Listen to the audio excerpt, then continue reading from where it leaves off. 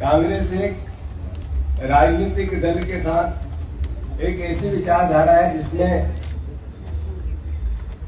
इस देश के हर नागरिक का खून और पसीना सम्मिलित है। आदरणीय साथियों,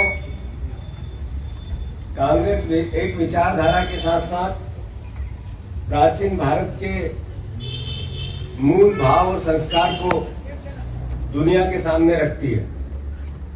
कांग्रेस की विचारधारा देश में वसुधैव कुटुंब की, प्राणियों में सद्भावना की, विश्व में शांति की विचारधारा को भी पथ प्रदर्शित करती है। कांग्रेस की विचारधारा संविधान और मानवता की भी बात करती है। दृढ़ संकल्प के साथ मैं कहना चाहता हूं कि दुनिया में भारत सबसे शक्तिशाली राष्ट्र, नंबर 1 राष्ट्र, विश्व गुरु राष्ट्र जब हम सबसे प्रथम आएंगे तब कांग्रेस की विचारधारा ही इसका नेतृत्व करेगी। आज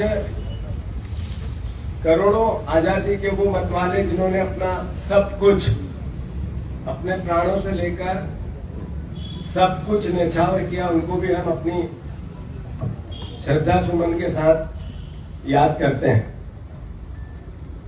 मैं आप सबसे आग्रह करता हूं कि देश की आजादी के साथ भारत के चहुमुखी विकास में हमारी विचारधारा ने, हमारे नेताओं ने, हमारे कांग्रेस जनों ने अपनी अहम भूमिका निभाई है। देश की आजादी में तो अपना योगदान दिया ही, पर देश के विकास और एकता और अखंडता में भी अपने प्राण न्यौछावर किए। महात्मा गांधी, पंडित जवाहरलाल नेहरू, इंदिरा गांधी, राजीव गांधी, ऐसे तमाम नेताओं ने देश की आजादी के बाद देश एकजुट रहे, इसकी एकता और अखंडता अक्षुण्ण रहे, इसके लिए अपने प्राण न्यौछावर किए हैं। आदरणीय साथियों, भगवान महावीर, गौतम बुद्ध, भगवान कृष्ण, महात्मा गांधी, इन्होंने दुनिया को प्रेम की बात कही, प्यार की बात कही, मोहब्बत की बात कही, मानवता की बात कही, न्याय की बात कही।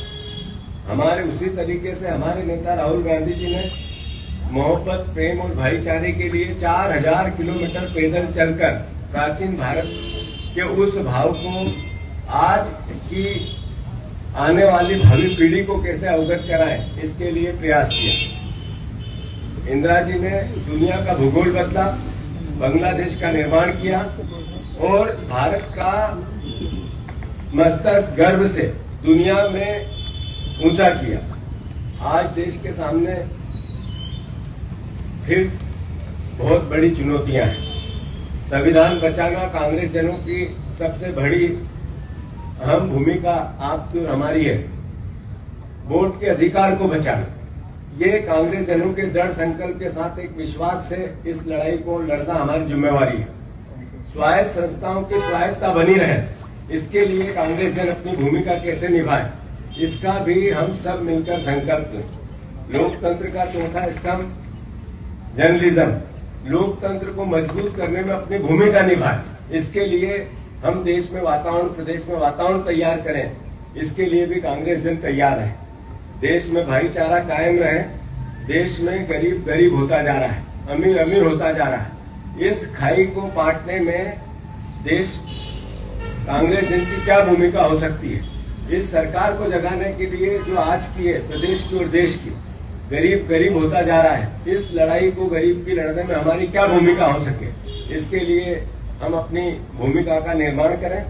बढ़ती बेरोजगारी देश के सामने सबसे बड़ी चुनौती है, जिससे बढ़ता हुआ नशा देश की भावी पीढ़ी को एक तरह से जिस तरीके का घात पहुंचा रहा है, ये देश के लिए एक चुनौती है। आदरणीय साथियों, प्रदेश की बेटियां, महिलाओं की असुरक्षा, उनसे गंभीर अपराध एक देश के सामने और प्रदेश के सामने सबसे बड़ी चुनौती है। इसमें कांग्रेस जन अपनी भूमिका कैसे निभाए, इसकी भी हम सबको अपनी रणनीति के साथ काम करना है।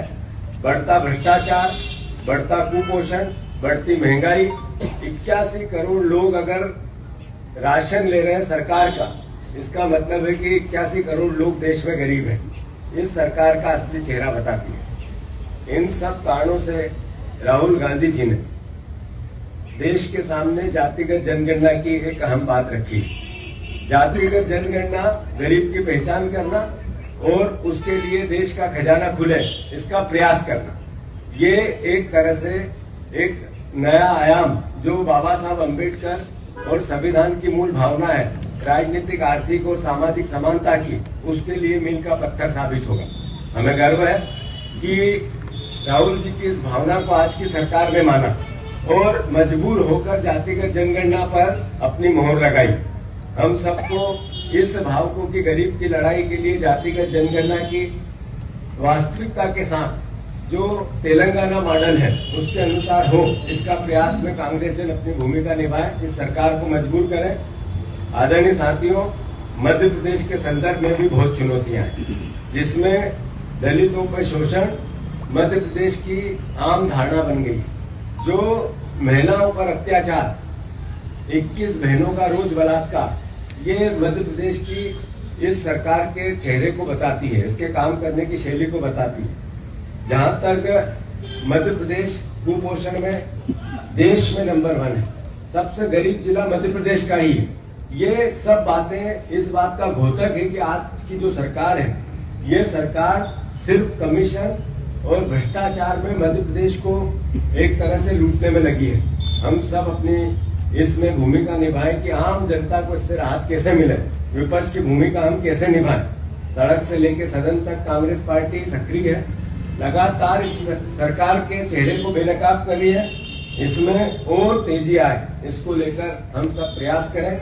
इस वक्त हमें याद रखना है कि 15 महीने की जो हमारी सरकार थी, उसमें हमने सबसे बड़े जो फैसले लिए उसमें से 2 फैसले, एक किसानों के कर्ज माफ, इस सरकार ने उस योजना को बंद करके किसानों के साथ धोखा किया है। और दूसरा जो सबसे बड़ा फैसला था, वो फैसला है जो ओबीसी का 27% आरक्षण 50 करोड़ रुपए से ऊपर देकर भारतीय जनता पार्टी की सरकार ने, आदरणीय शिवराज सिंह जी चौहान जो हमारे पूर्व मुख्यमंत्री थे, उनने, वर्तमान मुख्यमंत्री आदरणीय मोहन यादव जी ने उस जातिगत ओबीसी के आरक्षण को रोकने के प्रयास को लेकर वकीलों को भेज दिए और कोर्ट ने लगातार इनके चेहरे को बेनकाब किया है।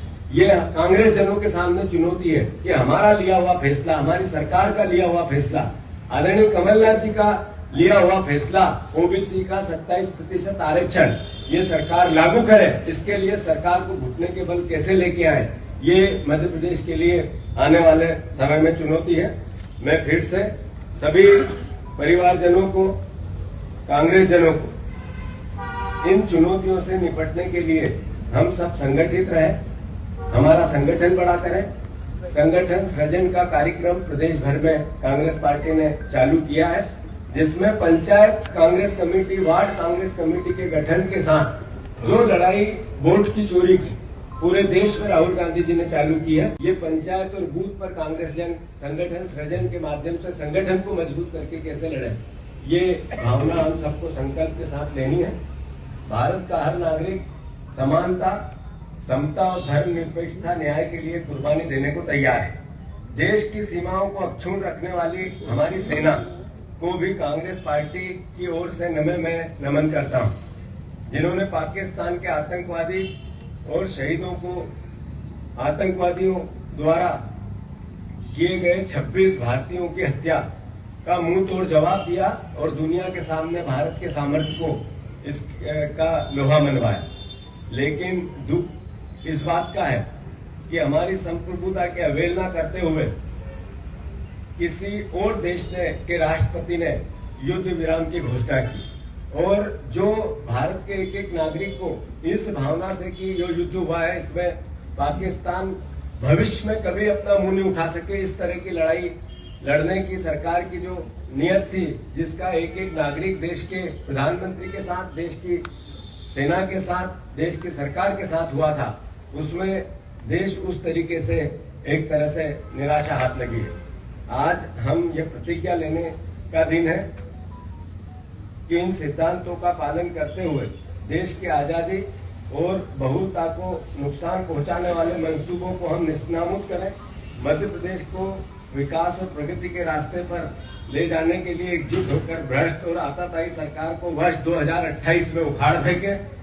आइए मध्य प्रदेश को शांति और न्याय और राष्ट्र चेतना का दिल बनाए और आने वाले समय में कांग्रेस के संगठन को हम सब मिलकर मजबूत करें। जय हिंद, जय मध्य।